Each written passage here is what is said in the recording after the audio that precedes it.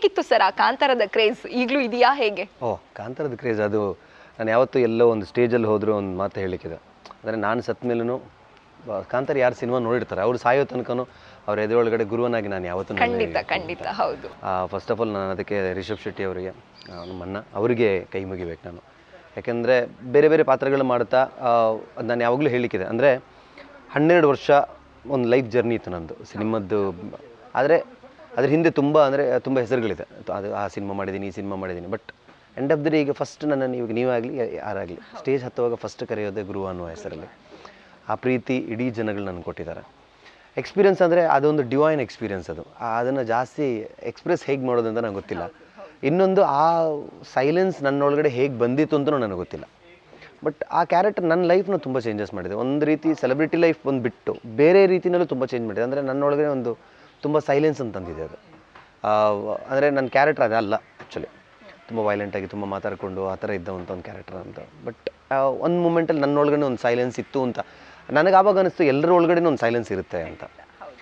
ಎಲ್ಲವನ್ನೂ ಬಿಟ್ಟು ಎಲ್ಲೋ ಒಂದು ಜಾಗದಲ್ಲಿ ನಿಂತಾಗ ಎಲ್ಲರೂ ಮೌನಿಗಳಾಗ್ತಾರೆ. ಅಂದರೆ ಇಟ್ ಇಸ್ ಲೈಕ್ ಕೆಲವರಿಗೆ ಆ ಡಿವೈನಿಟಿ ಇರ್ಬೋದು, ಕೆಲವರಿಗೆ ಎಲ್ಲೋ ಒಂದು ನೇಚರ್ ಎಲ್ಲಾದರೂ ಹೋಗಿ ಕೂತ್ಕೊಂಡಾಗ ಆ ಪೀಸ್ನೆಸ್ ಸಿಗೋದು ನಿಂತಿರ್ಬೋದು. ನಮಗೆ ಸ್ವಲ್ಪ ಡಿವೈನಿಟಿ ಚಿಕ್ಕ ವಯಸ್ಸಿನಿಂದಲೂ ದೈವದ ಕೋಲ ಅದು ಇದು ಎಲ್ಲ ನೋಡ್ಕೊಂಡು ಬರ್ತಾ ಇದ್ವಿ ನಾವು. ಸೊ ಅದರಿಂದ ಹೋಗಿ ಅಲ್ಲಿ ನಮಗೇನು ಆ ಸೈಲೆನ್ಸ್ ಬಂತೇನೋ ಗೊತ್ತಿಲ್ಲ. ಖಂಡಿತ.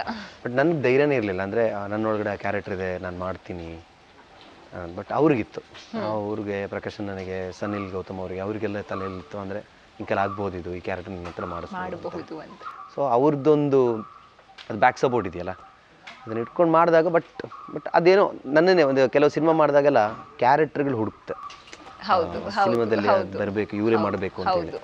ಏನೋ ಹೇಳ್ತೀವರ ಕಾನೆ ವಾಲೇಕ ನಮ್ಮ ಕಾನೆ ಮೇಲೆ, ಆ ಥರ ಅದೇನೋ ಬರ್ದಿತ್ತು ಅಂದ್ಕೊಳ್ತೀನಿ. ನಾನು ಬೇಡ ಅಂತ ದೂರ ಬಂದ್ರೂ ಅದು ಮತ್ತೆ ನನ್ನ ಎಳ್ದಾಗ.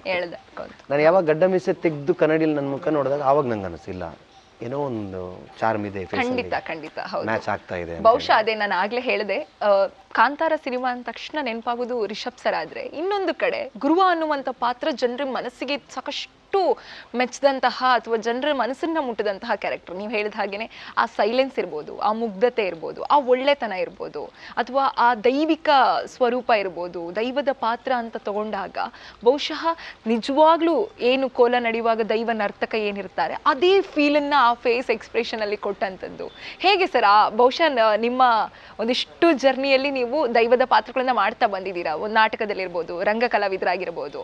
ಹೇಗೆ ಆ ಪಾತ್ರವನ್ನ ನೀವು ರಿಷಬ್ ಸರ್ ನಿಮ್ಮನಿಗೆ ಆಯ್ಕೆ ಮಾಡಿದಾಗ ನೀವು ಹೇಳಿದ್ರಿ ಈ ರೀತಿ ನನ್ಗೆ ಆಗುತ್ತೋ ಇಲ್ಲೋ ಅನ್ನೋ ಒಂದು ಗೊಂದಲ ಇತ್ತು ಅಂತ.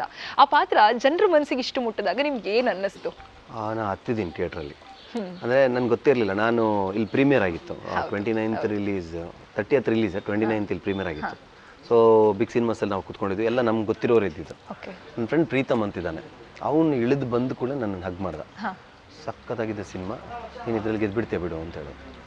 ಬಟ್ ನಾನು ಯಾವಾಗಲೂ ಒಂದು ಸಿನಿಮಾ ನೋಡಿದಾಗ ನನಗೆ ಹೇಗೆ ಅನಿಸುತ್ತೆ ಅಂತ, ನನ್ನ ಕ್ಯಾರೆಕ್ಟರ್ ನೋಡುವಾಗ ಚೆನ್ನಾಗಿ ಮಾಡ್ಬೋದಿತ್ತು, ಇನ್ನೂ ಸ್ವಲ್ಪ ಬೆಟರ್ ಮಾಡ್ಬೋದು ಆ ಥರ ಅನಿಸ್ತಾ ಇರುತ್ತೆ. ಬಟ್ ಈ ಒಂದು ಸಿನಿಮಾದಲ್ಲಿ ಹೇಗಾಯಿತು ಅಂತ ಹೇಳಿದ್ರೆ ನನ್ನನ್ನೇ ನಾನು ಮರೆತು ಯಾರು ಈ ಗುರು ಅಂತ ಅನ್ಕೊಂಡು ನೋಡ್ತಾ ಇದ್ದೆ. ಆ ಸಿನಿಮಾದಲ್ಲಿ ಒಂದು ನಾರ್ಮಲ್ ಆಡಿಯನ್ಸ್ ಆಗಿ ಸಿನಿಮಾ ನೋಡಿದೆ ನಾನು.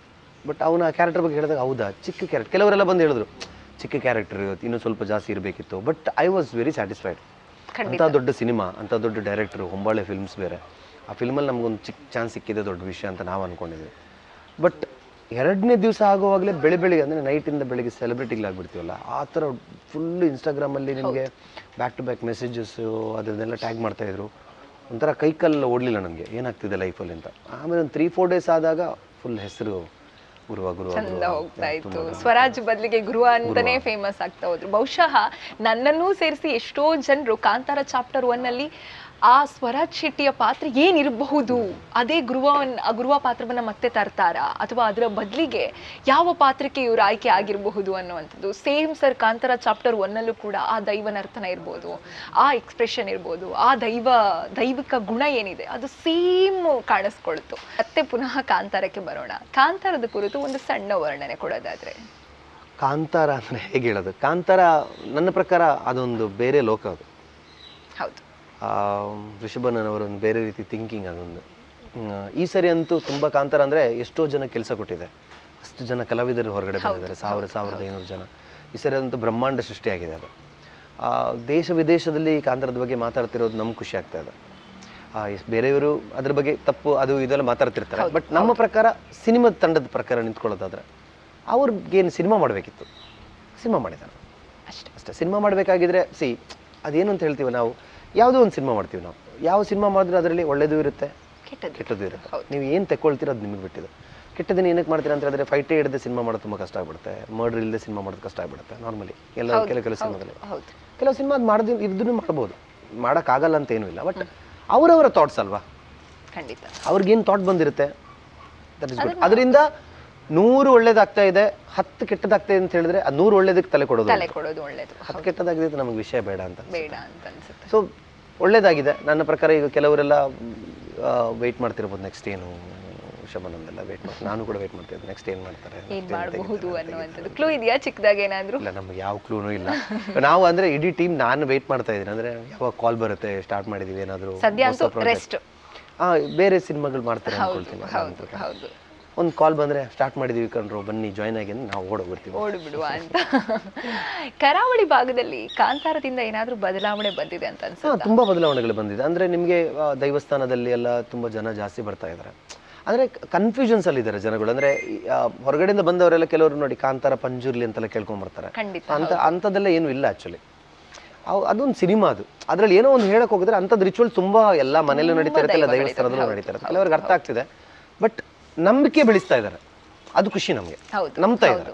ಕೆಲವರು ಹಾಳು ಮಾಡ್ತಾ ಇದ್ದಾರೆ, ಈ ವೇಷವನ್ನ ರೋಡಲ್ಲೆಲ್ಲ ಹಾಕಿ ಎಲ್ಲ ಹಾಳು ಮಾಡ್ತಾ ಇದ್ದಾರೆ. ಅಂತವರಿಗೆ ಏನು ಹೇಳಬೇಕು ಅಂತ ಹೇಳೋದೆಲ್ಲ ಹೇಳಾಗಿದೆ, ಅದೆಲ್ಲ ಗೊತ್ತಿಲ್ಲ. ಬಟ್ ನಂಬಿದವ್ರು ತುಂಬ ಜನ ಇದ್ದಾರೆ. ಅದೇ ಹೇಳಿದ್ನಲ್ಲ, ಅದು 10 ಸರಿ ಇಲ್ದಿರೋದು 100 ಒಳ್ಳೇದು ನಡೆದಿದೆ. ಆ 100 ಜನ ಬಂದು ದೇವಸ್ಥಾನಕ್ಕೆ ಬಂದು ಇಲ್ಲಿ ಬಂದು ತುಂಬ ಬೇಡ್ಕೊಂಡು ಹೋಗಿರೋದಿದೆ.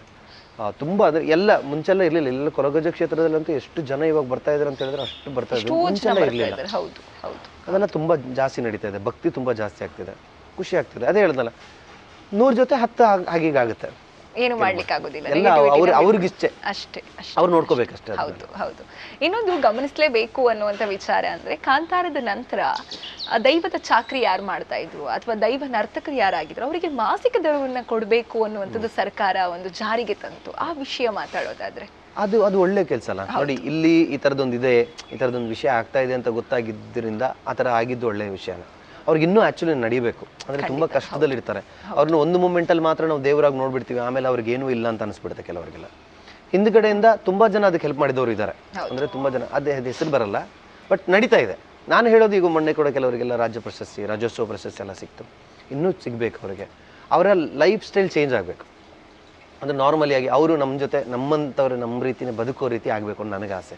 ಅಂದರೆ ಆ ಮೂಮೆಂಟಲ್ಲಿ ಮಾತ್ರ ದೇವ್ರ ಥರ ಕಾಣಿಸೋದಲ್ಲ ಅವರು, ಬೇರೆ ಟೈಮಲ್ಲೂ ಕೂಡ ನಾರ್ಮಲ್ ನಮ್ಮ ಜೊತೆ ಬದುಕುವ ರೀತಿಯಲ್ಲಿ ಇದ್ದರೆ ಅದು ಒಳ್ಳೆಯದು ಅಂತ ನನಗೆ ಅನಿಸುತ್ತೆ. ಏನಾದರೂ ಅವ್ರಿಗೆ ಸಿಗಬೇಕು, ಬೆನಿಫಿಟ್ಸ್ ಆಗಬೇಕು. ಈಗ ಅಂದರೆ ಕೆಲವುದೆಲ್ಲ ಇಲ್ಲಿಂದ ಇರ್ತಲ್ಲ ಜಾತಿ ಪಂಗಡಗಳು ಅದು ಇದೆಲ್ಲ, ಅದೆಲ್ಲ ಬೇಡ. ನಾರ್ಮಲಿ ಎಲ್ಲರೂ ಒಂದಾಗೋಣ, ಎಲ್ಲರೂ ಜೊತೆಯಾಗಿರೋಣ, ಖುಷಿಯಾಗಿರ್ಬೋದು. ಹೌದು. ಇನ್ನು ಕರಾವಳಿ ಭಾಗದ ಸಂಸ್ಕೃತಿ ಅಂತ ತಗೊಂಡ್ರೆ ಯಕ್ಷಗಾನ ಇರ್ಬೋದು, ಕೋಲ ಇರ್ಬೋದು, ಆಮೇಲೆ ಕಂಬಳ ಇರ್ಬೋದು, ಇನ್ನು ಕೋಳಿ ಪಡೆ ಅಂತ ಈ ಕಡೆ ಕೋಳಿದು ಏನು ಹಾರಾಟ ಮಾಡ್ತಾರೆ ಅದು ಕೂಡ. ಇದ್ರ ಬಗ್ಗೆ ಎಲ್ಲ ಒಂದು ವರ್ಣನೆ ಮಾಡೋದಾದ್ರೆ ಹೇಗೆ ಸರ್ ಇಲ್ಲಿನ ಸಂಸ್ಕೃತಿ, ಇಲ್ಲಿನ ಆಚರಣೆ? ನಮ್ಮ ಪುಣ್ಯ ಅಂತ. ಹೌದು, ಈ ದೈವಗಳ ಮಡಿಲಲ್ಲಿ ನಾವು ಹುಟ್ಟಿದ್ವಲ್ಲ, ಅದೇ ಒಂದು ದೊಡ್ಡ ಇದು. ಕೋಲದ ಕಾನ್ಸೆಪ್ಟ್ ಬಗ್ಗೆ ನನ್ನ ಸ್ನೇಹಿತರು ಕೂಡ ತುಂಬಾ ಜನ ನನ್ನ ಕೇಳ್ತಾ ಇದ್ರು, ಏನಿದು ಕೋಲ, ಇದು ನಿಜವಾಗ್ಲೂ ನಡೆಯುತ್ತಾ ಅಥವಾ ಬರೀ ಸಿನಿಮಾಗೋಸ್ಕರ ಮಾತ್ರ ಮಾಡ್ತಾ ಇದ್ರಾ ಅಂತ. ಸೊ ಹಾಗಾಗಿ ಒಂದು ಸಣ್ಣ ಎಕ್ಸ್ಪ್ಲನೇಷನ್ ಕೊಡೋದು. ಕೋಲ ಅದು ಸಿನಿಮಾಗೋಸ್ಕರ ಮಾಡಿದಲ್ಲ, ಅದು ನೇಮೋತ್ಸವ ಅಂತ ಹೇಳ್ತೀವಲ್ಲ ನಾವು.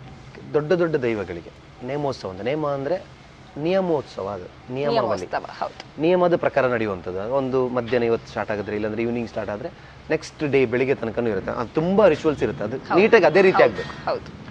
ಕೋಲ ಅನ್ನೋದು ಅದು ಚಿಕ್ಕದಾಗಿ ನಡೆಯುತ್ತೆ, ಅದು 1.5 hour 2 hours ಮುಗಿಸುವಂಥದ್ದು. ಬೇರೆ ಬೇರೆ ತುಂಬ ದೈವಗಳಿದೆ ಅದರದ್ದು. ಅದಕ್ಕೊಂದು ಪಂಗಡ ದೈವಗಳಿದೆ, ಅದಕ್ಕೆಲ್ಲ ಕೋಲ ಆಗುವಂಥದ್ದು. ರಾಜನ ದೈವಗಳು ಅಂತ ಏನು ಅಂತ ಕರಿತೀವಿ ನಾವು, ಅದಕ್ಕೆಲ್ಲ ನಿಮಗೆ ನೇಮೋತ್ಸವ ಆಗುವಂಥದ್ದು. ನೇಮೋತ್ಸವ ಅದರಲ್ಲಿ ಬೇರೆ ಧರ್ಮನೇಮ ಅಂತ ಒಂದಿದೆ, ಅದ್ರದ್ದು ರಿಚುವಲ್ಸ್ ಎಲ್ಲ ಬೇರೆ ರೀತಿ ನಡೀತಿರುತ್ತೆ. ನಾರ್ಮಲ್ ನೇಮೋತ್ಸವ ನಿಮಗೆ ವರ್ಷಾವಧಿ ನೇಮೋತ್ಸವ ಅಂತ ನಾವು ಹೇಳ್ತೀವಿ, ವರ್ಷಾವಧಿ ಕೋಲೋತ್ಸವ ಅಂತ ಹೇಳ್ತೀವಿ. ಅದು ನಿಮಗೆ ವರ್ಷ ನಡೀತಾ ಇರುತ್ತೆ. ಈ ಡೇಟ್ಗೆ ಪ್ರಾಬಬ್ಲಿ ಸ್ಯಾಟರ್ಡೆ ಸಂಡೇನೇ ಜಾಸ್ತಿ ಇಡ್ತಾರೆ, ಆ ಡೇಟಿಗೆ ಅಲ್ಲಿ ನಡೀತಾ ಇರುತ್ತೆ. ಅಂದರೆ ದೈವಗಳಿಗೆ ಪ್ರತಿ ತಿಂಗಳು ನೀವು ತಂಬಿಲ ಕೊಡ್ತೀವಿ. ಅಂದರೆ ಸಂಕ್ರಾಂತಿ ಟೈಮಲ್ಲಿ ಬರೀ ದೀಪ ಹಚ್ಚೋದು ಇದು, ಆ ಟೈಮಲ್ಲಿ ದೈವವನ್ನು ನಾವು ತಂಪಡಿಸೋದು ಅಂತ ಹೇಳಿ ನಾವು ಒಂದು ಹಾಲು ಕೊಡೋದಕ್ಕೆ.